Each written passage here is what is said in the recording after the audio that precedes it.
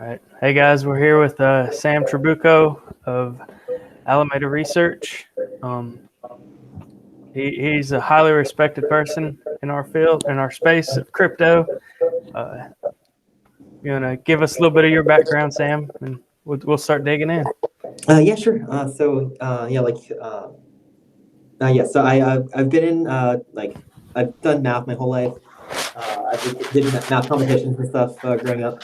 I actually knew Sam Bankman-Fried, SBF, the co-founder or the founder of Alameda and FTX from a math camp in high school. So I studied math at MIT, where I ended up doing an internship one summer at a quant trading firm called SIG, where I did go after graduating too. Was working at SIG for a few years on their bond ETF desk, as well as their sports betting desk for a bit. Started digging into some crypto stuff on my own, and eventually realized that it's just too good to not be focusing on full time. Like some of the silly things that I noticed were possible, there were just arbitrages between the biggest spot exchanges in the world, by percents for hours. And you could actually execute these things, which I just sort of assumed wouldn't be possible, but tried one day and it was.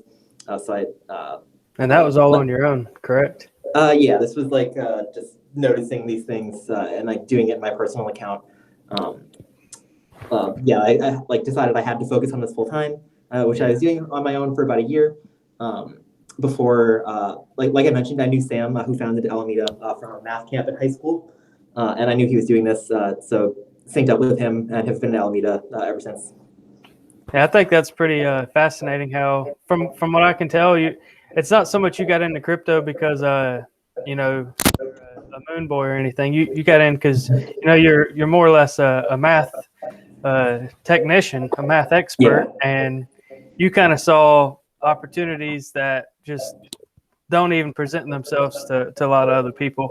I don't really think about being a math expert like that. You think about life like you see things differently, probably. You're thinking in statistical analysis a lot, and so I try to. I think that's fascinating that you were able to just spot the arbitrage opportunity, and I mean, in a lot of ways, that's a lot more. I mean, if you can pull it off, the process I've heard y'all talk about in older podcasts, like the arbitraging the Japanese Bitcoin, and pulling that off, that's a process. But man, it's kind of fascinating that the whole story about having people staged at the banks in Japan and staged at that. I mean, to a large extent, I like the exploratory process of discovering these kinds of great trades that you can do. Is basically just it's not exactly looking at crypto as a specific kind of product. It's really just looking at it as a number on a screen. Correct. And then once you identify the opportunity, you obviously have to figure out all the operational details. But the inspiration for doing it is all it can at least all be done just mathematically by doing analysis, treating it as just a graph. That's super interesting. Yeah, so pretty much everyone from the early days at Alameda had more of a mathematical kind of background, or mathematical, or just quant trading. Pretty much all of us came from quant trading firms, that's the kind of stuff that came much more naturally to us. And we had a lot of long hours and outside hires for figuring out a lot of the operational stuff that is less our forte necessarily. Yeah. That's understandable. Everybody's going to have their strengths, and the operational side of a business is absolutely totally different mindset than it's a totally different mindset. You can't be thinking both at the same time. And, for me, it's kind of I'm a little bit of a UFC fan, and I'm not a wrestler, but wrestlers naturally have the advantage in UFC. They just do. It's just a fact. And that's kind of the same in trading or speculating of anything. The math people are going to have the advantage no matter what, because the way that they view it.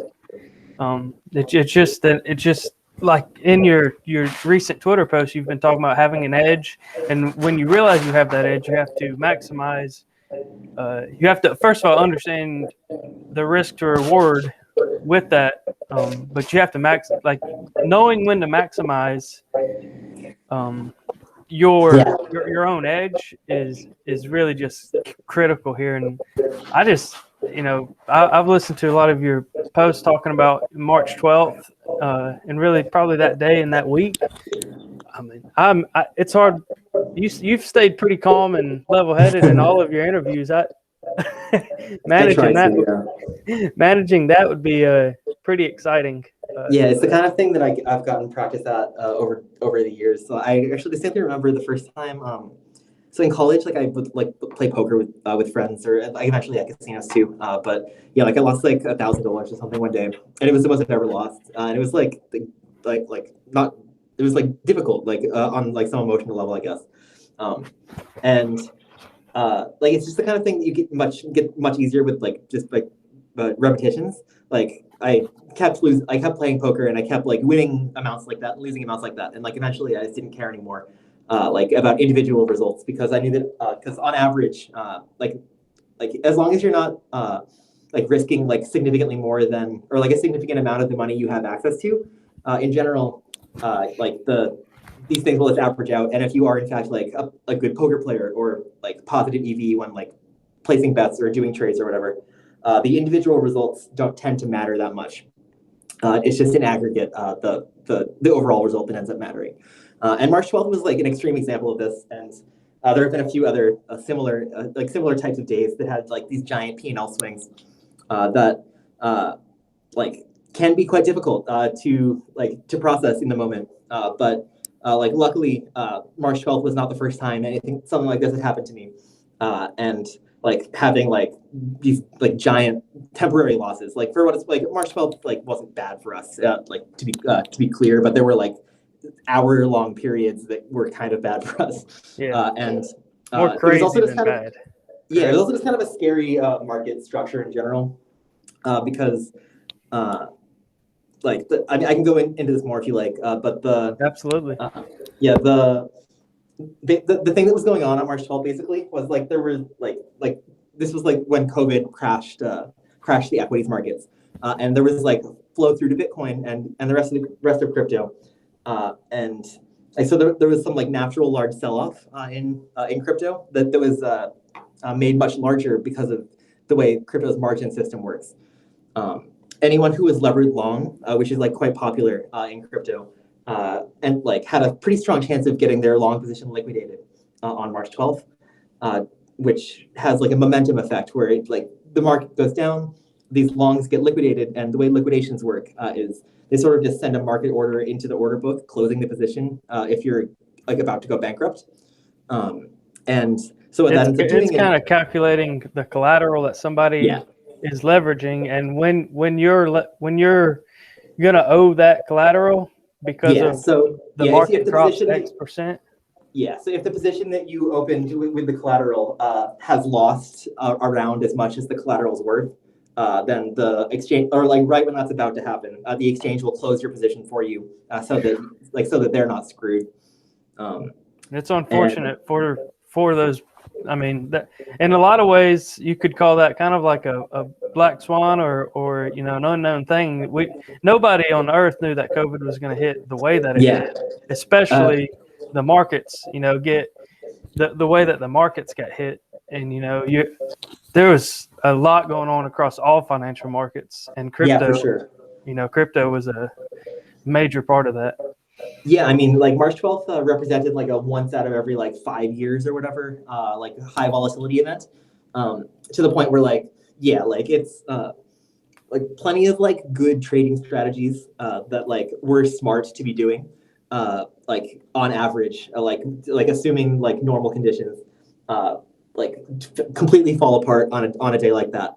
Um, Rules like break. it's super possible that it's correct on average to be putting on a position that gets liquidated if the market moves 30%, and like maybe loses you like all of your money, but makes you like 50 bips on all the other days when that doesn't happen. because if you assume that the market moves that much, like once out of every 5 years, that's still like a positive EV thing to do. Yes, yeah. And Those like the other days of those 5 years are yeah, on they're all average going incredible. Yeah. to, yeah. Yeah, so that's the kind of thing that happened. Like all a ton of people in the market got completely wiped out by this, and like not necessarily people making large mistakes either. There's a bunch of effects in the crypto markets where like people who like likely shouldn't be putting on these highly levered positions are, and they're getting liquidated a lot, and that has a lot of impact. And that's true, and that is true. Like that happens a lot in especially the crypto markets because of how they work. On March 12th, it happened, but it wasn't like I wouldn't really say anyone was making large mistakes. I mean, some people likely were, but Yeah. Yeah, the March 12th was like quite, yeah, it was a wild one. Like Alameda tends to be fairly safe with these things. We understand the risk versus reward structure, like of how of the kind of bets we're putting on, and like it's quite rare that we like our positions get liquidated, and like a few did on March 12th, and a lot more got really close. And Is yeah, that it was do you think pretty y'all's fun. ability to have the 24/7 info feed, does that play a large part in y'all's ability to prevent liquidations possibly? Yeah, yeah. So I mean, there's a bunch of stuff going into this. Okay. Like uh, we've completely automated like our understanding of every exchange's margin system, which is like pretty easy in traditional finance, mostly because like with prime brokers and whatnot, you can kind of just like send some money to your prime brokerage company, and like unless something super idiosyncratic happens, they're like gonna handle it for you. If when something weird happens, they'll generally call you up and be like, "Oh, you need to close this position or give us like a ton more money." Oh yeah, yeah. With the crypto exchanges, that's not true. They like everything's automated. Like you mentioned before, like there's like they calculate like a level where you're gonna go bankrupt, and they'll make sure that you do not go below that level. And like they all work a little differently, and their APIs are kind of like annoying and like in some cases really bad. And so automating like your understanding of this and like you're automating it such that your system can like know where it has to send capital in order to like make it so that our liquidation risk is like this low, is like a decently non-trivial task, and that's something that we've spent a lot of time on, and that's like really paid off in a lot of ways during some of these really highly volatile times. And yeah, so and also having 24/7 human coverage is also really good. So like these systems, though we've like automated 99% of them, like the last 1% is just kind of like involves like the exchanges systems fucking up or whatever. Yeah. And like we do need a person around to be able to fix these things, as well Absolutely. as to yeah, like there's always something that comes up. Absolutely. Yeah, Yeah, there's that 1% that's kind of an intersection that, yeah. it is what it is type thing. Has all of that automation allowed you to get more sleep over like since you started at Alameda? Now that y'all have more, does it feed you so much where you get less sleep or more sleep? Right.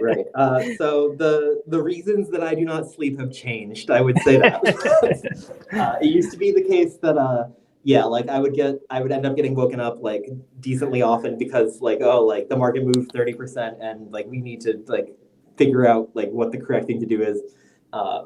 And a lot of that has been automated away, but our team has remained small enough, and the markets have like remained volatile enough, and like we've basically always had known about a ton of opportunities that we just didn't have time for. And as we've automated away like some of the things we used to have to do, we've been able to spend more time on those kinds of opportunities. I would say that I do sleep. I've been sleeping more in the past few months, but that's largely because like for instance, that was not true in December and January when Bitcoin was going from 15 to 60K. Yeah. That was Yeah. like the reasons it was busy were not margin related really. It was just like there's just so much going on. We can be making so much money if we're like thinking about this really hard in the right ways. As long as we're staying focused, Yeah. our natural frameworks are going to provide the opportunities as long as we're Yeah. working. Yeah. Like for what y'all are doing, downtime, like it's not bad, but it's opportunity cost, right? Yeah. Yeah. Yeah. Always.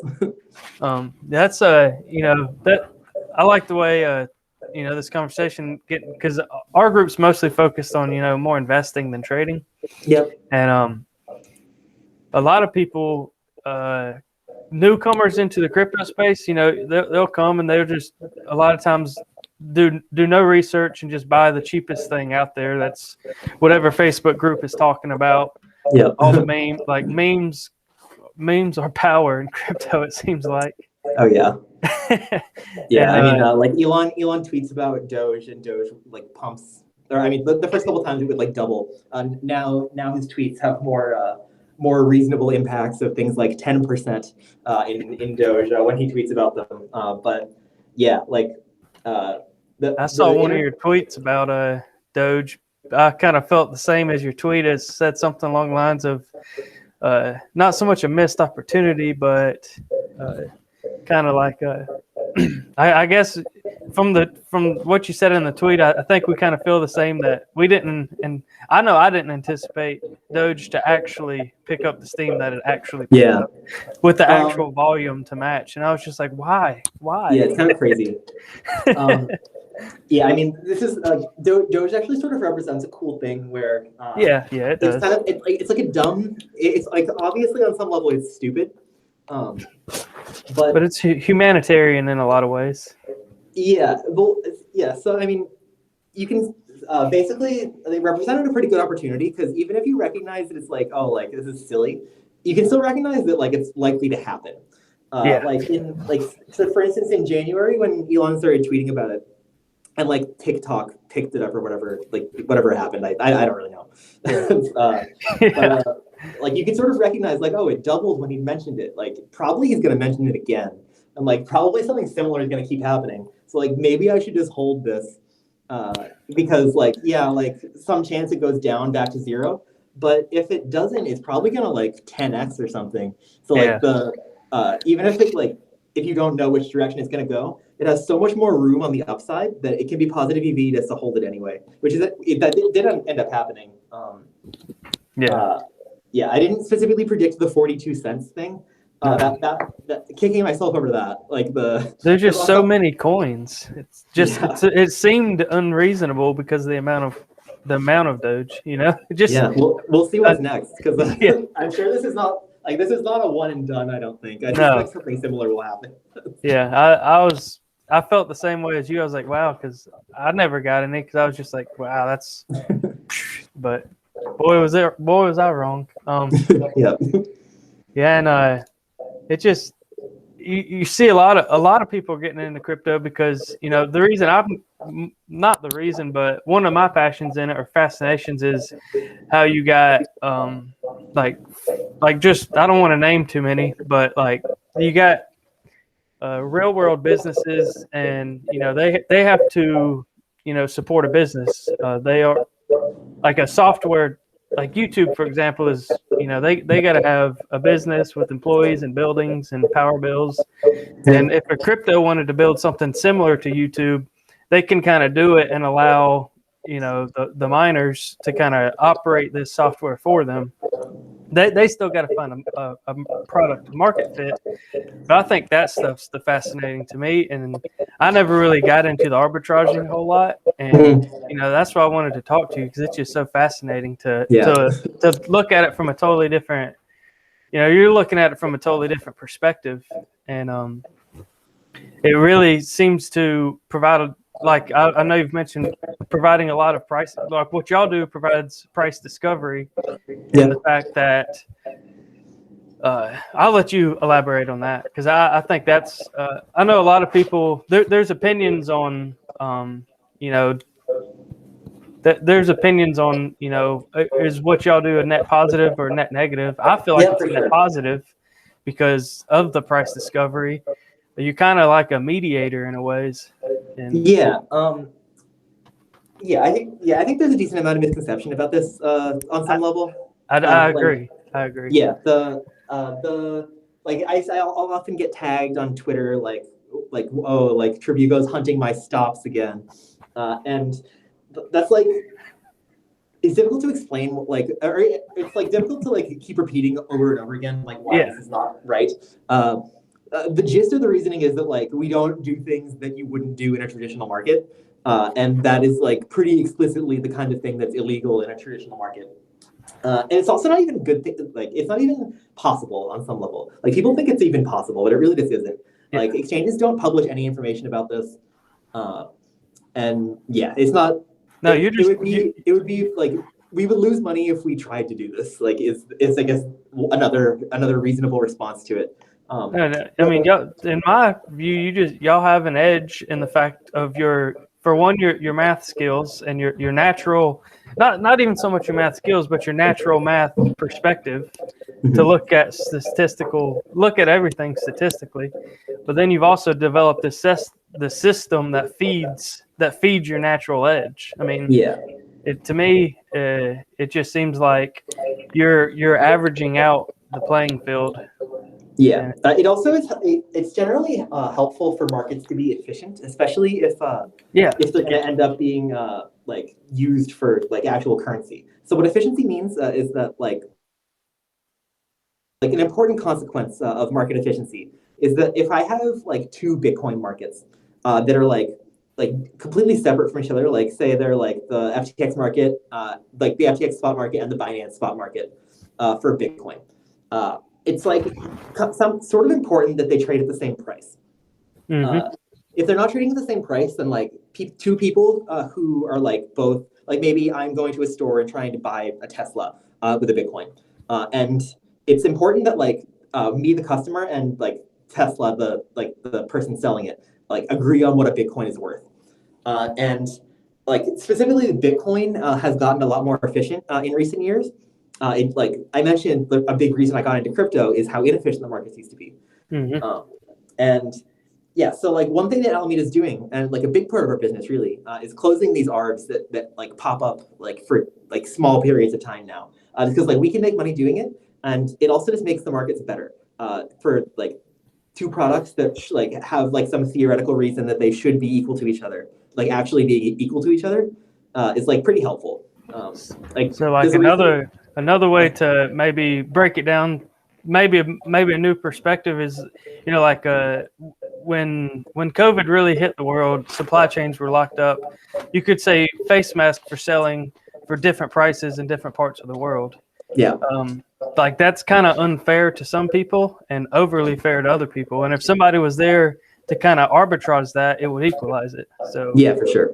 by doing what y'all do, yeah, some people might, scream Trabucco when they get liquidated, but ultimately, y'all are. I think ultimately what you're doing is good. It needs to happen, and I think more than likely more people are going to try to. I'm not going to do it. I'm not in your skill level of that at all, but I think people are going to try to, probably copy y'all in some way or Yeah.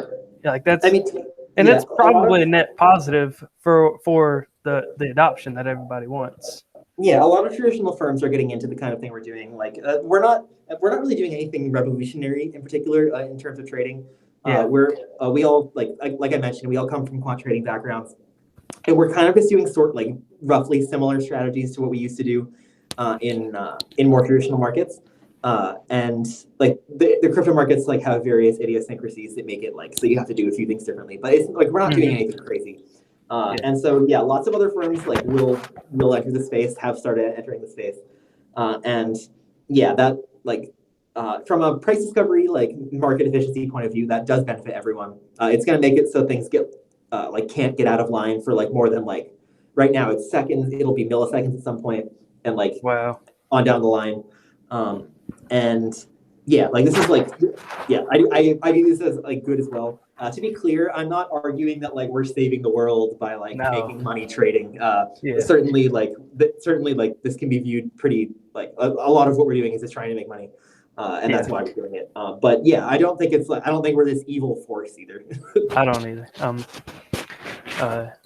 And I guess on that, if we could kind of Do you think like I know you've mentioned DeFi before, you think it's cool and all, but do you think that any of the not we don't have to name anybody, but any of the DeFi not like problems addressing the problems that they're trying to address, do you think any of them will gain adoption, or do you think do you think DeFi is going to be able to Yeah. fix any finance problems, or do you think the people that are over the traditional finance world, are they just going to be able to kind of wait for it to get innovated and then copy it? Right. So, like maybe last year, I would have my answer to this would have been like, yeah, definitely not. Like it did nothing, or at least like not definitely not, but like I certainly didn't see any reason to expect that it would. Yeah. Uh, now that now that some of these technologies are actually like being developed and I'm seeing like them being actually used, I think there's like at least some decent chance that it happens. I don't feel qualified to like assign probabilities here or anything, Yeah. but like Understandable. some of the stuff that's been built out on the Solana ecosystem is really cool to me in Yeah. ways that I was not expecting. Yeah. And like yeah, like I've seen a Venmo replacement basically like be actually as fast as advertised, which is just not something I thought was going to happen. Yeah. And It's fascinating, really. yeah, so to the extent that people are really excited about this, the technology is actually being developed and seems to work. And like especially the combination of these two things, like just makes it such that like yeah, I'm a lot more optimistic that it could happen than I used to be, especially using Solana specifically. Solana is just so fast, and like the gas, and like you don't actually have to pay very much in order to like do these transactions on chain, which has not been true for like some other blockchains, for instance. And yeah, So so you've I actually think been it using happened. Solana some. What? You've been using Solana some then? I mean the like some people on our team have been like I got you. fairly active in building some of this out. I And then got you. like it's like Alameda's involvement with like Serum is not a secret. So Yeah, yeah, I absolutely. wouldn't be called. I wouldn't say that I'm like unbiased here. No. But yeah, so some of the technology is actually quite impressive to me.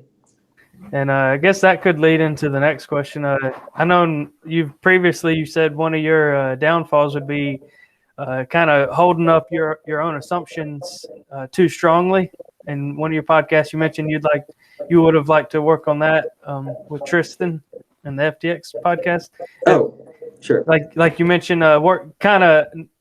I think I don't remember what you mentioned specifically, but you said your own assumptions kind of block you from seeing some opportunities. And that Yeah. was kind of like DeFi kind of is because a year ago you would have said it probably didn't have a chance, and seems like you're kind of saying some of them might. So it sounds Yeah. like you are working on allowing your own biased assumptions to um, it's the way you Yeah. can Absolutely. allow opportunity beyond them. I'm guilty of the same. I do the same. It's easy Yeah. to. Yeah. It was. Yeah. I mean, for a long time, I like for instance when these yield farms started popping up for the first time, like I was like decently or not. I wasn't that worried about it, but like I thought there was like decent amount of like risk of putting capital on the platform. I didn't think it was going to last very long. I thought it was like a fad that was going to pass, and so I Me wasn't too. especially excited about getting involved with these things. Luckily, some other team members like were pretty excited about it early on, and like it didn't take that long for me to get on board with like at least this being a fad worth pursuing quite a bit. And like yeah, we've been involved with like a ton of projects since then. Like we've like provided early investments to a lot of these projects, served as like their official market maker on various platforms when they've like listed their coin or something like that. And yeah, it's like I'm fairly like I'm very happy that I was like willing to admit I was wrong about this because it's got like it and my perspective totally shifted to like wanting to be involved with literally every new project that comes up, and that's like that is partly because now I do think DeFi has a chance, but it's also just because like time and time again it was proven that these like tokens did just go up, and it's similar to the Doge thing I said before, where like being involved early in like getting allocations in these projects, for instance, has some chance to go to zero, and like I never stopped thinking that they had some chance to go to zero, but in general, they just have like they were just overperforming so much, and they've continued to overperform so much that the upside potential just outweighs is just so much higher than the downside, because like going to zero is so much less room than going to like 100x. That they don't have to have a very good chance of succeeding for it to be good to be just buy these things. Correct. And at this point, I kind of do think they have a reasonable chance to succeed, but you don't have to think that to still want to do it. And so I've been really excited to be a lot more involved in it. Yeah. The way I kind of look at the alt space is I kind of separate them into like market baskets. Like these however many altcoins are addressing this problem or this market problem. These ones are addressing this, and then I'll throw a little bit at the who I think's the top players in each market basket. I guess it's kind of a top-down look that I do instead of. I know a lot of people just pick an alt and start researching up. Yeah. I prefer to look at the markets and like that. Yeah. But that kind of leads into like everything we've been talking about. Kind of leads into more and more people buying and selling and speculating. What's FTX US look like in a year from now, or what's it look like now? Right. As compared to FTX non-US. Sure. So just to be clear, I don't technically work for FTX. I only work for Alameda. Okay. And so I can't exactly speak to like the plans FTX has, but like I can like. But Alameda is like a big market maker on FTX US and FTX, and I can like the volume on FTX US has actually gone up quite a bit. It's like it's getting a lot more excitement, I think, especially from like the Blockfolio, the Blockfolio deal, from them acquiring like the naming rights to the Heat Stadium and all these other things. Yeah, and Trevor Lawrence. Really exciting. And yeah, the volume's been picking up. We're always happy for that. It's good for the total crypto environment, I think. Absolutely. And yeah, Alameda likes the trading, so. Yeah. And I guess do you have from what I can tell, your passions are kind of math and crossword puzzles and kind of deep diving down on number related topics. Are there any kind of altcoins that outside of trading and DeFi, are there any like specialty altcoins that you found that kind of match your interest? Like anything yet? I know they're still young. Right. Yeah, I mean to be honest, like not really. The coins that I've tended to have the most interest in have been the ones that I've had the most direct insight into the potential success of the project, and those have tended to be the coins that like SBF's been involved with publicly. So like SET, SRM, these kinds of things. The mathematical advantaged ones.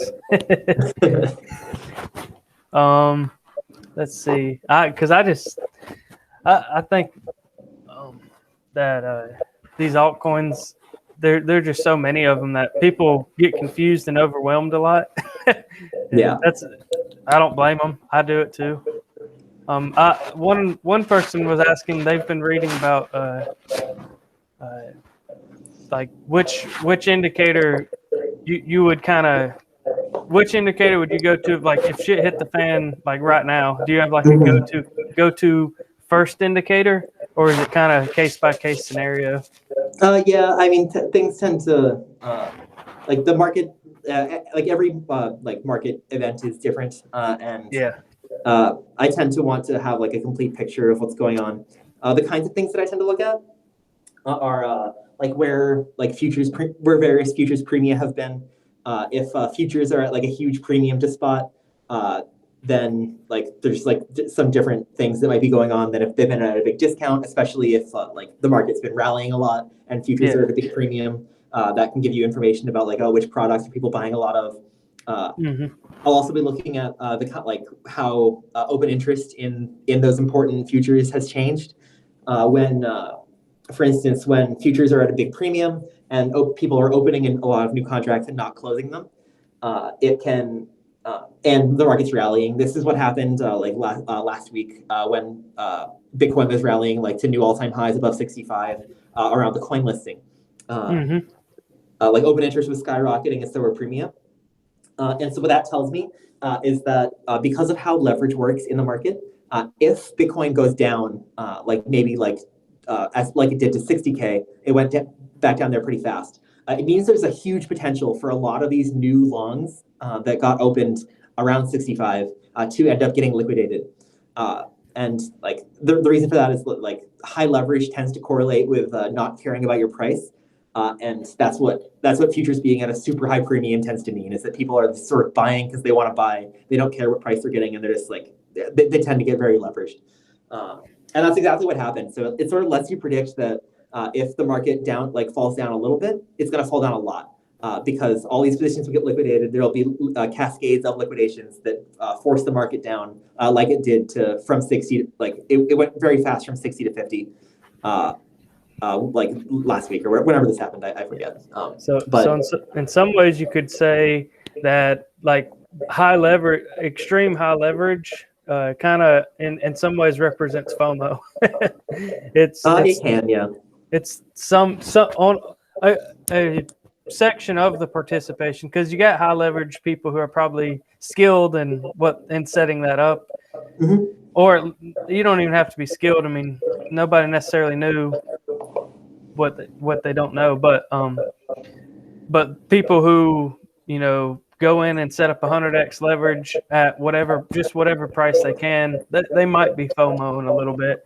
And if that price changes enough, they're getting liquidated, and that liquidation will drop the price down, which will liquidate the next man, and it's just and that's how you get from 60 to 50 in 10 minutes. Yeah, it's like taking a tree and cutting it off and planting a seed in the trunk of it.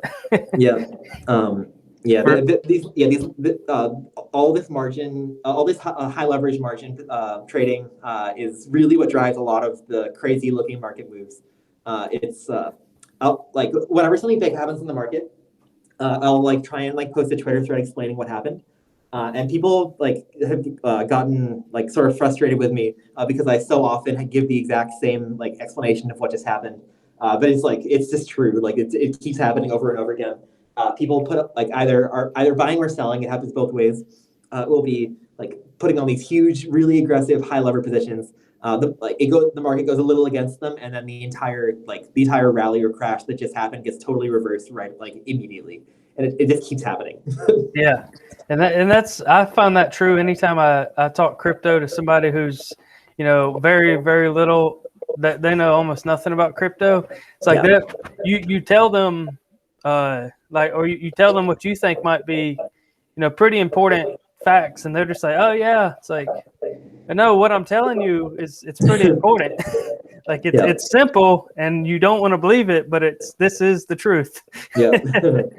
And I could see that with your tweet threads, because when I read it, I was just like, wow, that makes a lot of sense, and I believe it. And that kind of I know a lot of people don't understand kind of what a token is, and if you don't mind, I'd like to ask you your opinion. I'll give you my one-liner that I give to people. I use for this example, I usually use Theta just because it's easy to use Theta altcoin as an example. So you got YouTube or Twitch that they have a business, they have to have. All right, so you get the video streamers that they want to stream a video. Mm-hmm. They don't care how the software does it necessarily. They just want to stream a video. They don't care if it's a business processing this or if it's miners processing this, but they want to film themselves and broadcast it to the internet. So you can go with YouTube or Twitch, who provides great service, but for them to do that, they have to create a system that is for them profitable, because if it's not profitable for them, they're not going to provide you a service at a loss. Nobody's going to provide a service for somebody else at a loss. So they have to create a system that's profitable in some way, whether it's advertising, subscription, membership, whatever. Or you can have a crypto alternative that now they don't need necessarily the hardware to process all of these requests, all the requests for the streaming.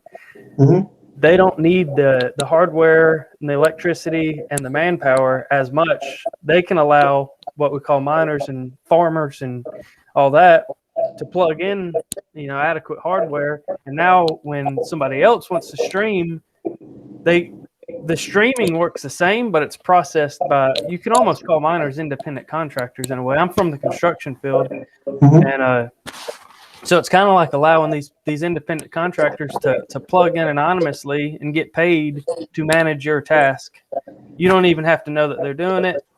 And so to me, stock in YouTube represents ownership a little bit, and a token in Theta represent almost rights to the electricity in a way.